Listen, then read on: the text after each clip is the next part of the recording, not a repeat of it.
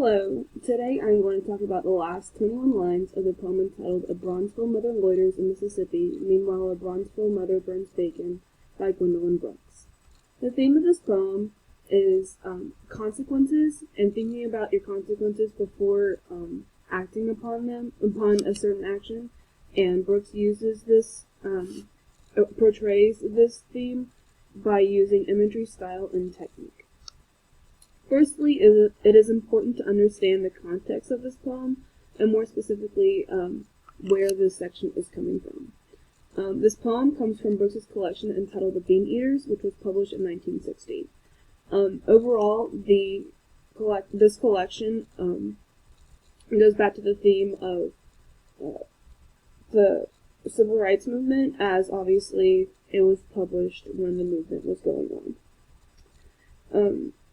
More specifically, this poem is related to the murder of Emmett Till, and in this poem, Brooks takes on the persona of Carolyn Bryant, who is the wife of the man who murdered Emmett Till.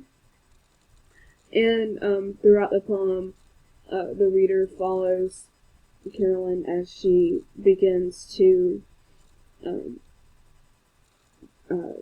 condemn her husband for her actions and for his actions, as well as the reader sees the growing disgust of Carolyn. Firstly, the imagery that is used throughout the poem is really important to note. Earlier in the poem, Brooks uses this very violent imagery, and she also uses like this blood imagery, and this can also be seen here. When Brooks writes red, when she is describing Carolyn kissing her husband, and in this specific section, Carolyn is going back to imagining the true brutality that Emmett was faced as he died, and it is also really important to remember that this case had some serious media attention, and so therefore Carolyn simply could not have avoided the brutal image of Emmett's face, which led to his death. Additionally, when Brooks writes right here, closed overhers, which is still describing the kiss, Carolyn feels as though she is being suffocated by her husband. Though it's not literal, Carolyn strongly feels as though she is overwhelmed with emotion by everything that has happened, from the murder to the trial and etc. And you can also see Carolyn being overwhelmed here as she feels sick after the kiss. Additionally, this stanza right here flashes back to the trial in the courtroom. Here Brooks describes the people that were present, and essentially Carolyn's perspective on the situation. And here Brooks she describes the Coca-Cola that was kind of being tossed around, which is shows how kind of like relaxed the environment was. And also it is important to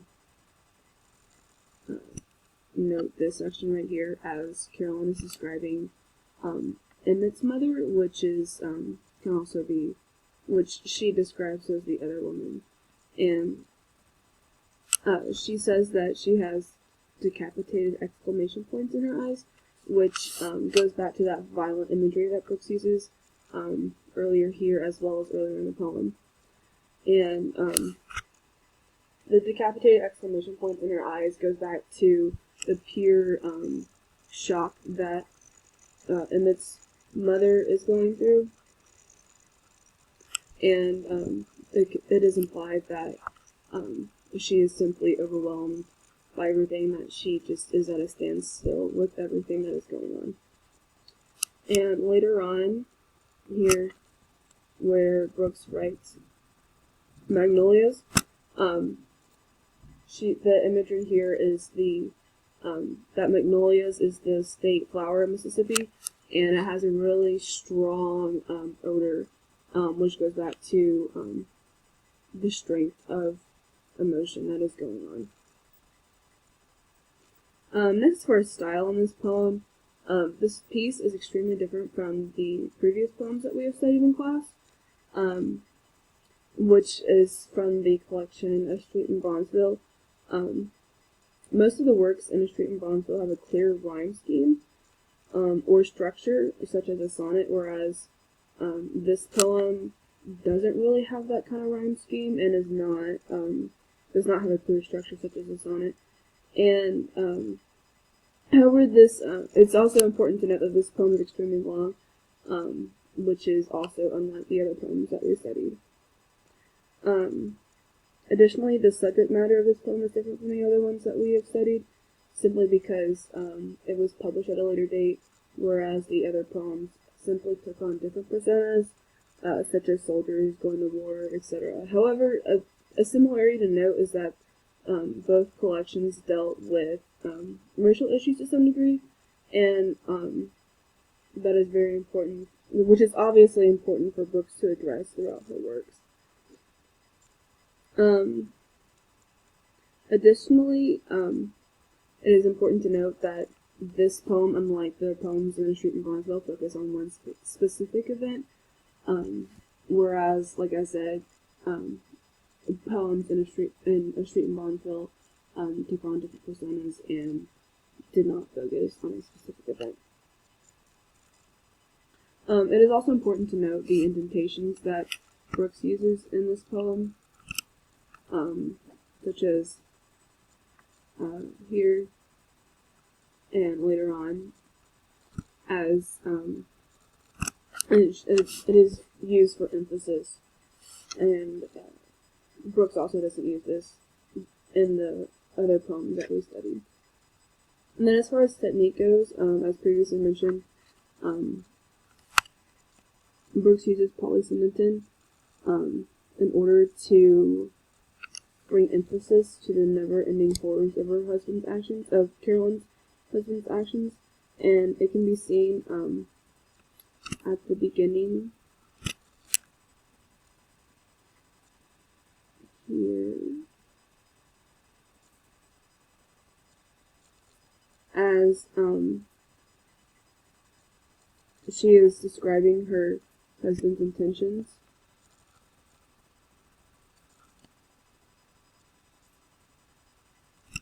And additionally, like I said, it was used for emphasis. And she also uses repetition throughout the poem, and she, as can be seen here, where she repeats the words close.